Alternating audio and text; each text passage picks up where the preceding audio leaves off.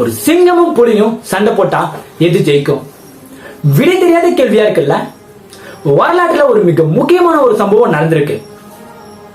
1000 வருஷத்துக்கு முன்னாடி முகமது கஜினி இந்தியாவை 17 முறை ரைட் பண்ணிட்டு இருந்த அதே சமகாலத்துல சவுத் இந்தியா பக்கம் ஒரு மிகப்பெரிய ஒரு மன்னர் ஆட்சி செஞ்சுட்டு வராரு. அவரோட பேரு தான் ராஜேந்திர சோழன். சோம்நாத் கோவில உடைச்சி அங்க இருக்க சிவலிங்கத்தை உடைச்சி எடுத்த முகமது கஜினி இருந்த அதே காலத்துல தான் சிவனுக்குன்னு அவங்க அப்பா மிகப்பெரிய பிரகதீஸ்வரர் கோவிலையும் பையன் மிகப்பெரிய கங்கை கொண்ட சோழபுர கோவிலையும் கட்டி வச்சிருக்காங்க. ஏனோ தெரியல, முகமது கஜினி சவுத் இந்தியா பக்கம் போல, ராஜேந்திர சோழன் நார்த் இந்தியா பக்கம் போல. சப்போஸ் இவங்க 2 பேர் மீட் பண்ணிருந்தாங்க அப்படின்னா முகமது கஜினி ஜெயிச்சிருப்பாரா இல்ல ராஜேந்திர சோழன் ஜெயிச்சிருப்பாரா?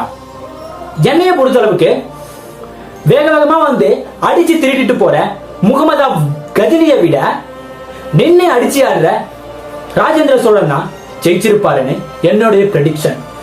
உங்களுடைய ப்ரெடிக்ஷன் என்னன்னு கமெண்ட் பாக்ஸ்ல கமெண்ட் பண்ணுங்க.